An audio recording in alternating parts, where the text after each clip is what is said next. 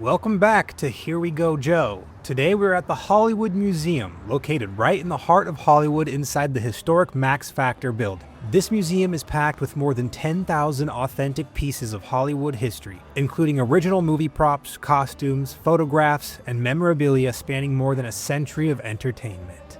And right here in the lobby area, you'll find this display that contains some of Lucille Ball's Emmy Awards. We all know her from I Love Lucy. And then right here we have a display featuring Dorothy's ruby slippers from The Wizard of Oz and the Tin Man's hat, his little funnel hat. But there is some controversy here. It is not stated that these are the original slippers or the original Tin Man's hat. So I believe these are actually replicas, but replicas that were made a long time ago, maybe around when the movie came out in 1939. I don't know, I guess I just find it hard to believe that the real ruby red slippers worn by Judy Garland in The Wizard of Oz would be on display like 15 feet from the sidewalk of Hollywood Boulevard. I don't know, let me know in the comments, what do you guys think? The building itself is actually part of Hollywood history. Opened as Max Factor's Hollywood studio in 1935, this is where the legendary makeup artist helped create the signature looks of some of Hollywood's biggest stars.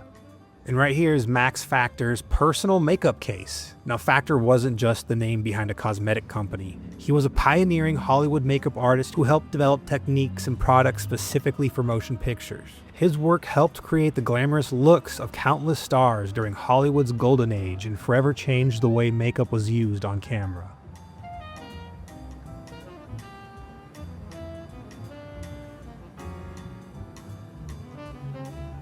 And this is a display of Joan Crawford's personal makeup. If you don't know her, she was one of the biggest stars during Hollywood's golden age. And she was actually a client right here in the Max Factor building. This is Max Factor's original redheads only makeup room, one of 4 rooms he created for different hair colors when his Hollywood studio opened in 1935. This particular room was used by stars like Rita Hayworth and most famously, Lucille Ball. Lucy was actually a natural brunette, and Max Factor helped develop the signature red-haired look that would become such an iconic part of her image. Today, the restored room also displays some of Lucy's personal makeup and accessories, along with Rita Hayworth's personal vanity set. Now, I have already uploaded a separate video of me exploring the dungeons here at the Hollywood Museum. It's the basement where they keep all of their horror props and memorabilia from scary movies and TV shows over the years. If you want to check that out, I'll leave a link in the description. Some really cool stuff down there. But anyways, let's continue with the tour.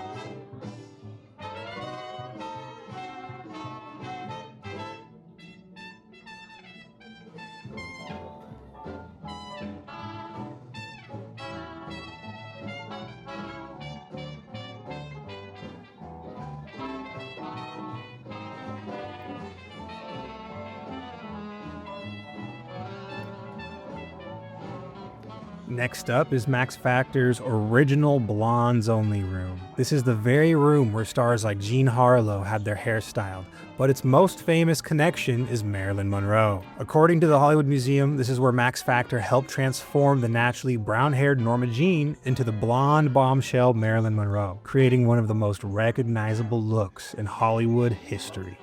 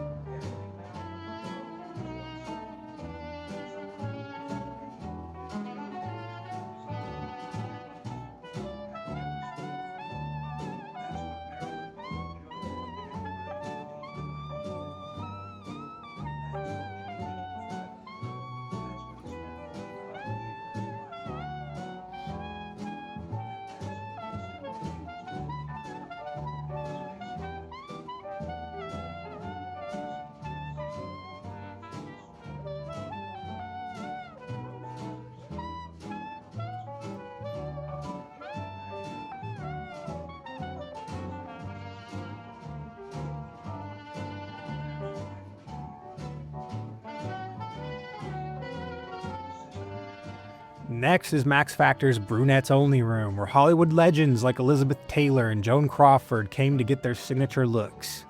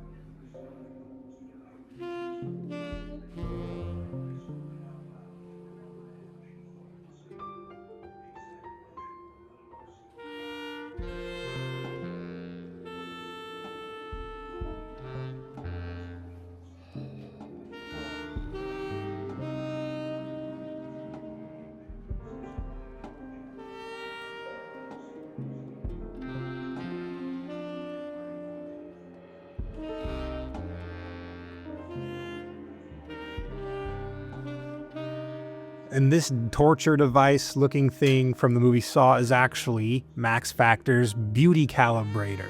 Created in the early 1930s, the machine was placed around an actor's head to precisely measure their facial features and identify imperfections that could become more noticeable on the big screen. Max Factor could then use makeup and contouring techniques to visually correct or enhance those features for the camera.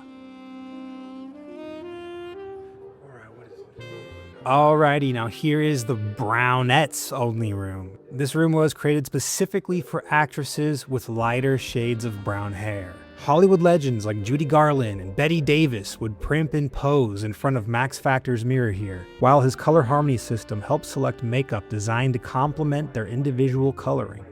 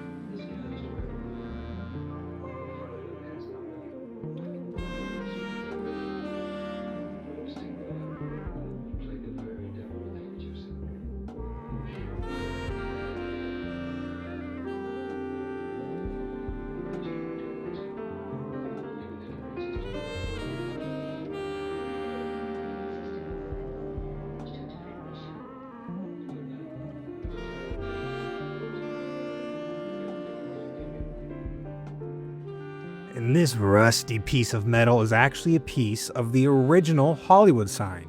It comes from the letter H of the sign that stood in the Hollywood Hills before it being completely replaced in 1978. If you look closely, you can still see graffiti and even bullet holes in the metal. A pretty incredible surviving piece of Los Angeles history.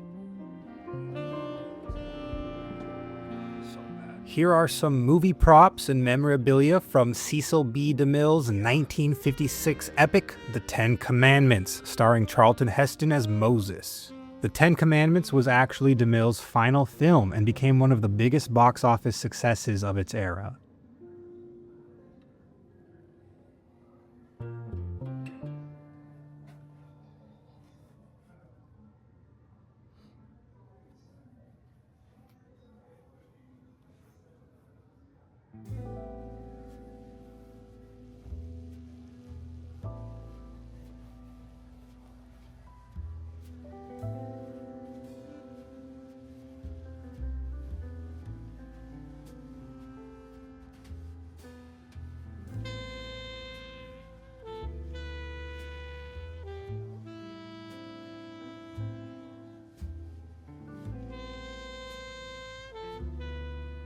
Here we have an original costume worn by Shirley Temple in the 1935 film Curly Top. Shirley Temple was one of the biggest movie stars of the Great Depression era, and from 1935 through 1938 she was actually Hollywood's #1 box office star.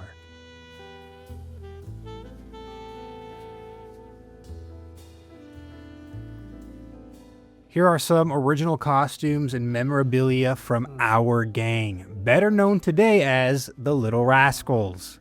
Created by producer Hal Roach beginning in 1922, the comedy shorts followed a group of neighborhood kids getting into all kinds of trouble and became a huge part of early Hollywood. The series included characters like Spanky, Alfalfa, Darla, Buckwheat, and their famous dog, Pete the Pup.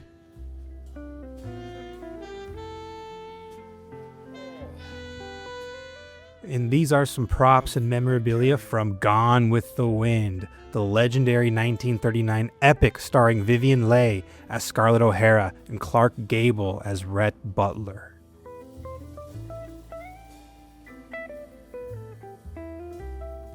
And this right here is Scarlett O'Hara's dining chair from the Atlanta mansion in Gone with the Wind.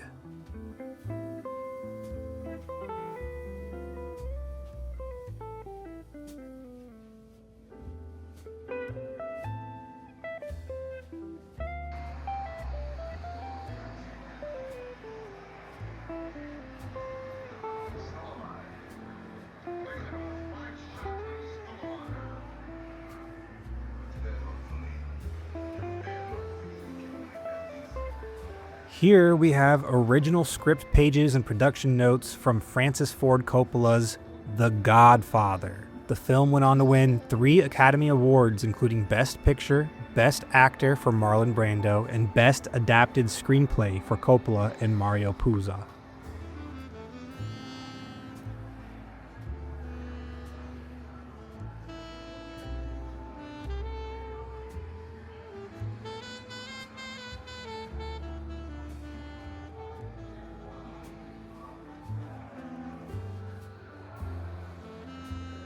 And look, how cool is this? A collection of autographs from the legendary cast of The Wizard of Oz. This thing has got to be worth a lot of money.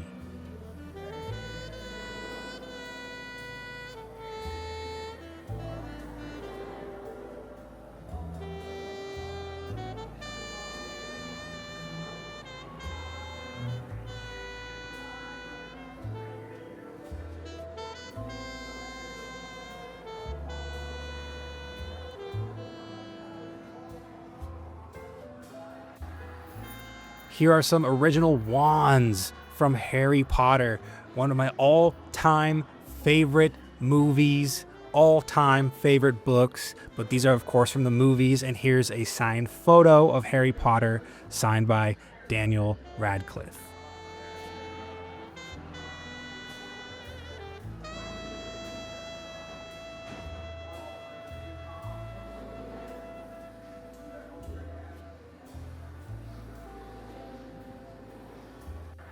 These right here are original masks created by legendary makeup artist John Chambers for the 1968 classic Planet of the Apes.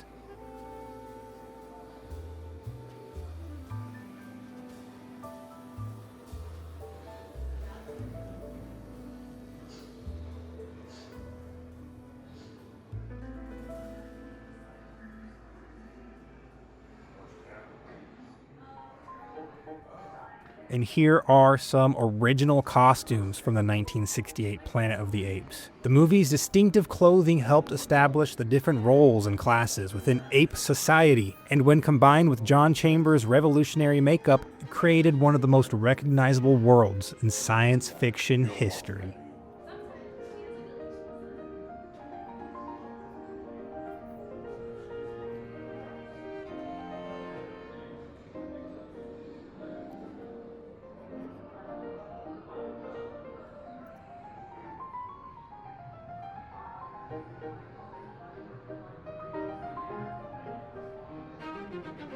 Here we have George Clooney's original military costume from Three Kings. Clooney wore the camouflage uniform as Major Archie Gates in the 1999 Gulf War action comedy, which also starred Mark Wahlberg and Ice Cube.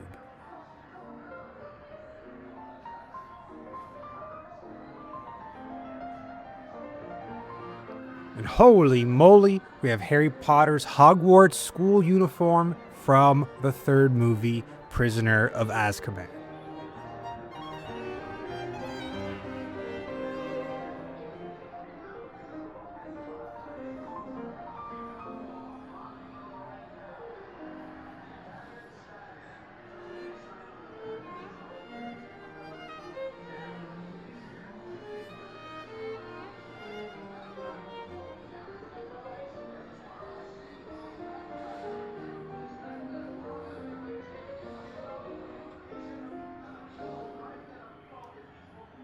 And here's the famous volleyball named Wilson from the Tom Hanks movie Castaway. Fun fact, Wilson Sporting Goods supplied around 60 volleyballs for the production, meaning several different versions of Wilson were created for the film. And here's some more Planet of the Apes stuff. You can see some outfits from the more modern Planet of the Apes movies, and then the massive spaceship from the Mark Wahlberg one. Say what you will about that one, but nonetheless, here's the spaceship.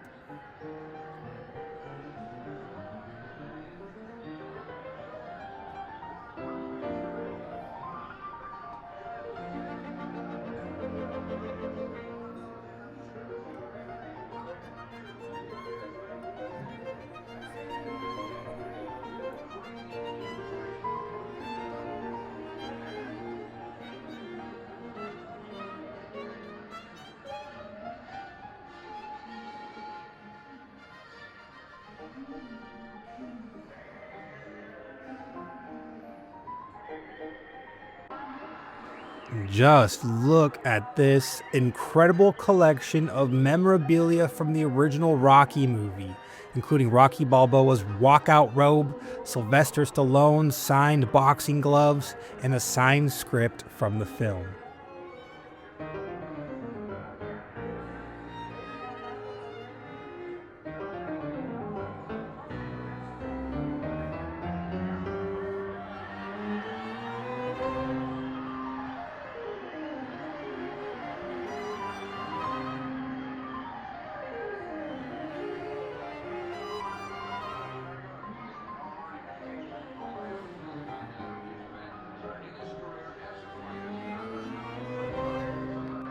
Here are some costumes and masks from the 1984 sci-fi cult classic, The Last Starfighter. The movie follows a teenager whose skills at an arcade game lead him to being recruited into a real intergalactic war.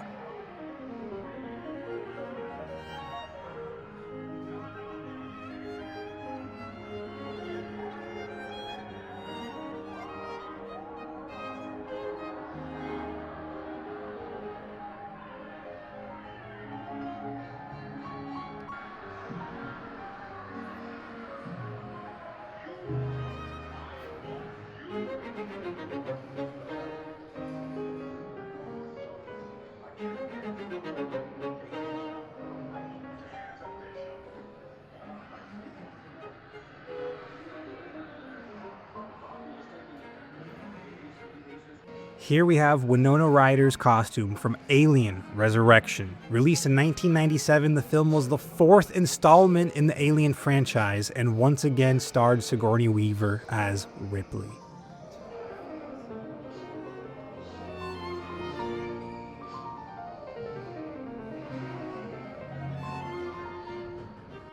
This right here is pretty amazing.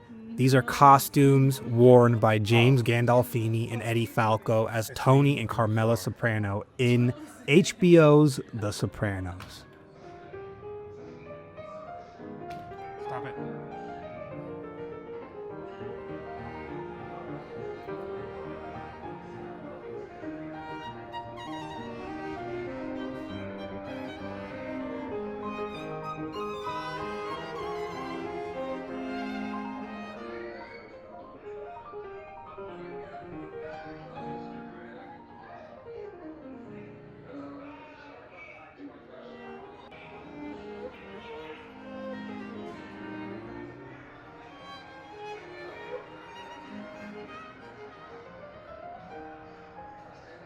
And tucked away up in the corner up there are the costumes worn by William H. Macy and Téa Leoni in Jurassic Park 3.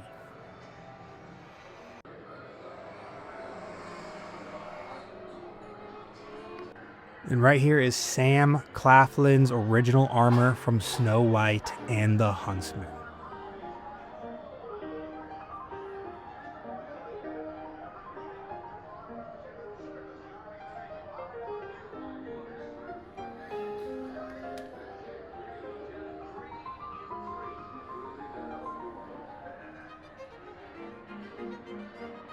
And these are original costumes from Star Trek 5. The Final Frontier.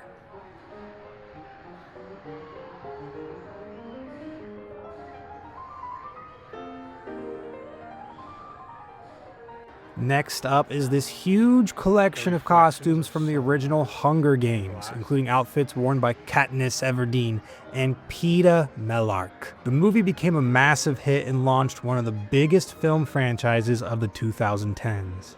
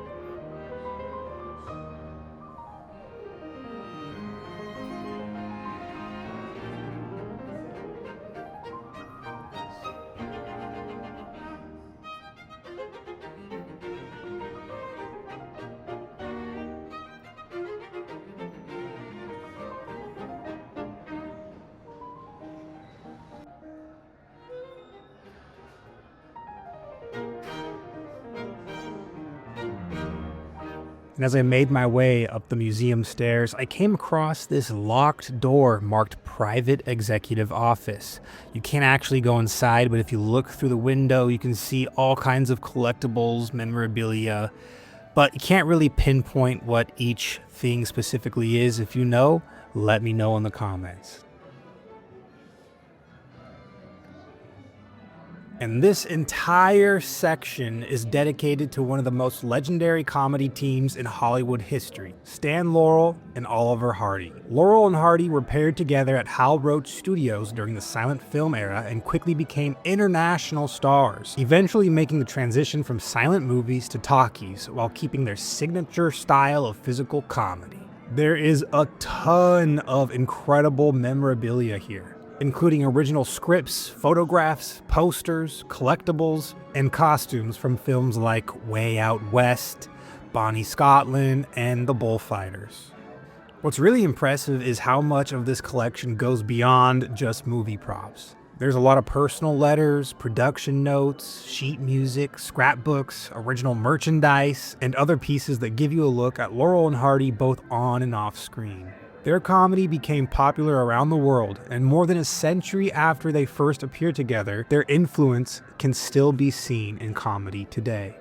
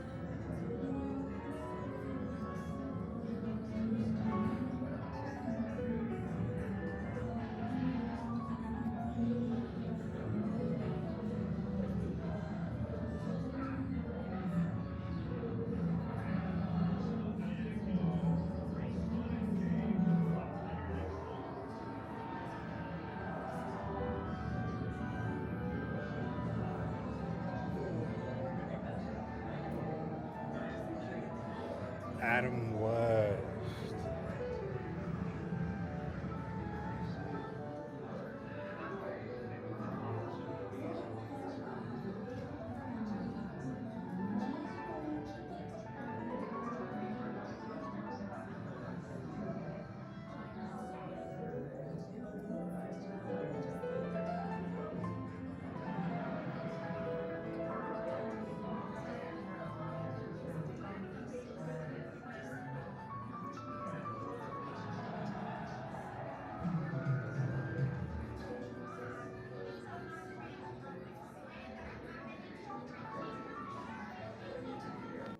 And this whole section is dedicated to Fran Drescher, celebrating her career in television, film, and beyond. Of course, a major part of this collection is devoted to The Nanny, where Drescher's character Fran Fine became famous for her incredibly bold and colorful fashion. On display here are original costumes and memorabilia spanning her career, including some of the designer looks that helped make Fran Fine one of the most recognizable TV fashion icons of the 1990s.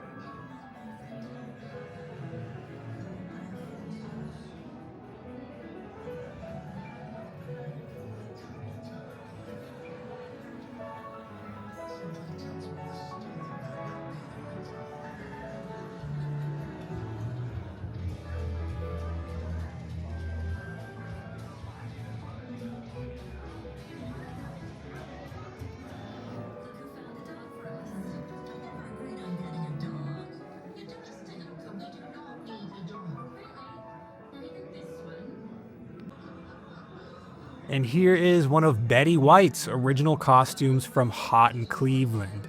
This bedazzled tracksuit was actually one of Betty's favorite costumes from the show, and she personally brought it to the Hollywood Museum herself.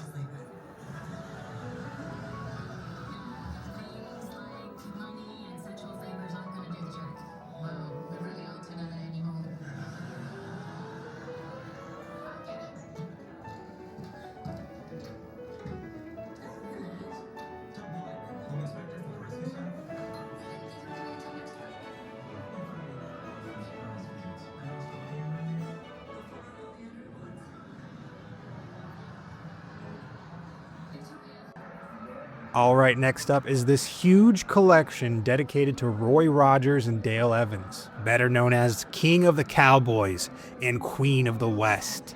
Roy Rogers became one of the biggest Western stars in America through movies, radio, television, and live appearances. And by 1943, he was the top box office Western star. This display is packed with memorabilia from their careers, including original costumes, movie posters, photographs, toys, games, collectibles, and even Roy Rogers' custom saddle. Roy Rogers became such a huge pop culture figure that his image appeared on everything from toys, lunchboxes, to comic books and games. And today he actually has 4 separate stars on the Hollywood Walk of Fame honoring his work in film, television, radio, and recording.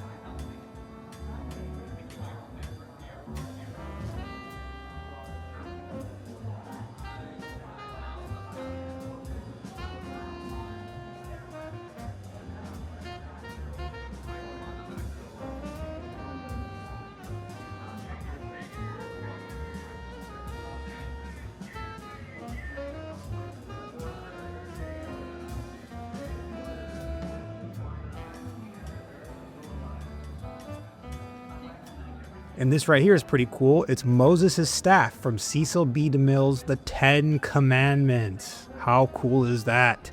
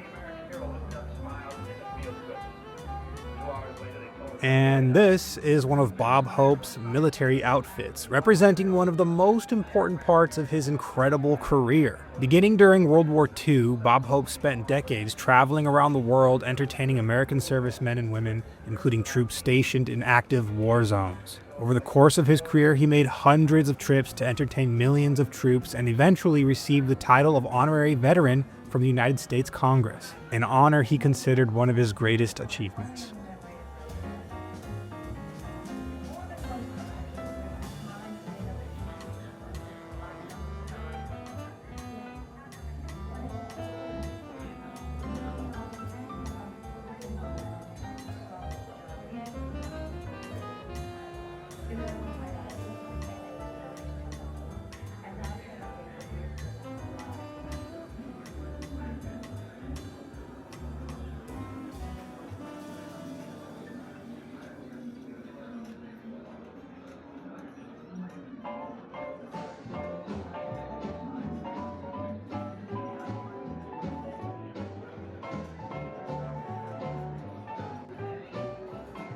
This right here is an original costume from the 1987 sci-fi action movie The Running Man, starring Arnold Schwarzenegger.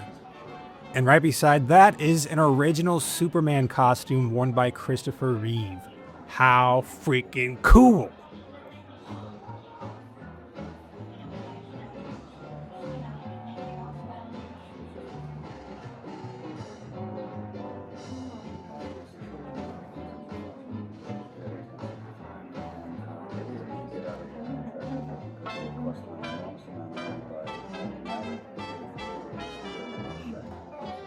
This is a pretty big collection from the 2001 film The Majestic, starring Jim Carrey. Now, this film was set during the Hollywood blacklist era of the 1950s. Jim Carrey plays screenwriter Peter Appleton, who loses his memory after a car accident and wanders into a small town where he's mistaken for a missing World War II veteran. This display features costumes and memorabilia from the film, along with the vintage car associated with Carrey's character. The film was directed by Frank Darabont, who also directed Shawshank Redemption and The Green Mile. The Majestic gave audiences a chance to see Jim Carrey take on a much more dramatic role.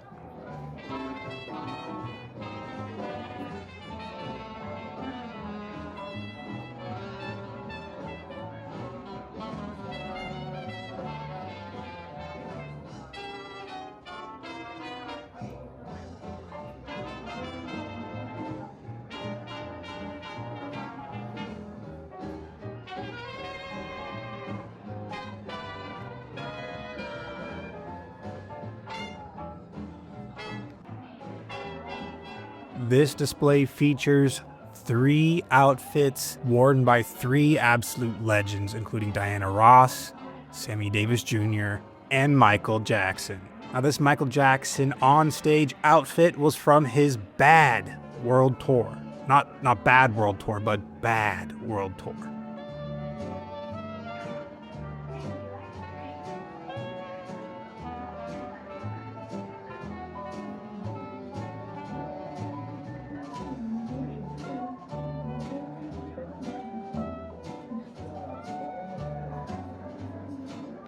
Next up is this awesome display celebrating the many different versions of Catwoman throughout Batman history. Out of all of these Catwomen, which one do you think was the best? Let me know in the comments below.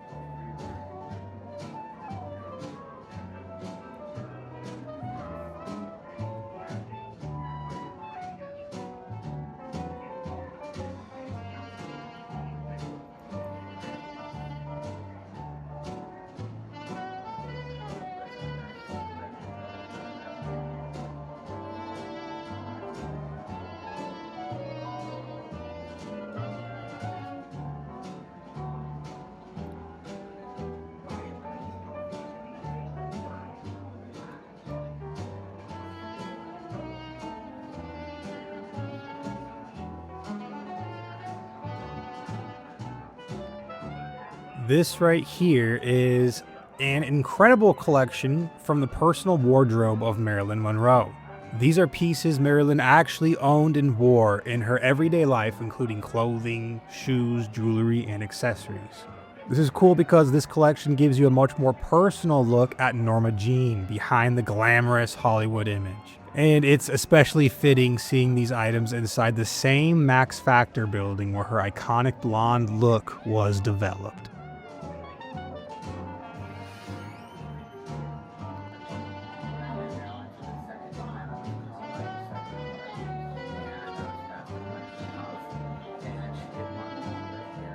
This display focuses on the more darker part of Marilyn Monroe's story, her mysterious and heavily debated death in 1962. Among the artifacts here are prescription pill bottles and medication found at her bedside around the time she died. Her death at just 36 years old was officially ruled a probable suicide from an overdose, although the circumstances surrounding her final night have remained the subject of questions and speculation for decades.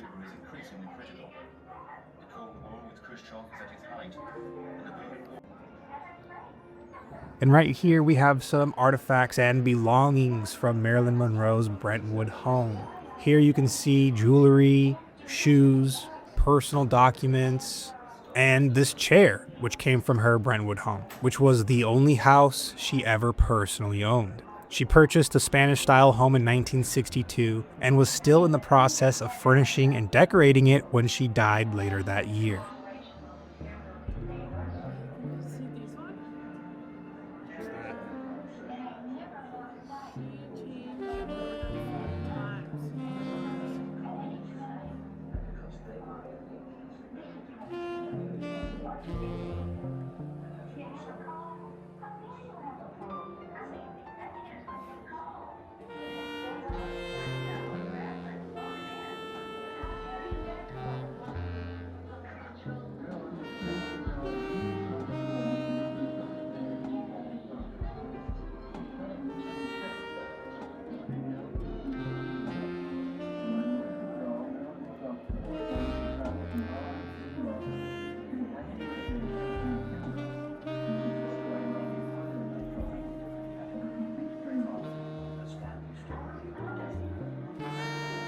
And last but not least is one of the most incredible pieces in the Marilyn Monroe collection, her famous honeymoon dress. Marilyn wore this gown during her 1954 honeymoon with baseball legend Joe DiMaggio. But the same dress also became famous when Marilyn wore it during her USO tour in Korea, where she performed for thousands of American troops. It was one of her favorite gowns, and she continued wearing it on other occasions throughout her life. What makes this dress so interesting is that it wasn't created as a movie costume. This was part of Marilyn's personal wardrobe. So you're looking at something she chose to wear during two very different moments in her real life. Her honeymoon with Joe DiMaggio and her famous trip to entertain troops in Korea.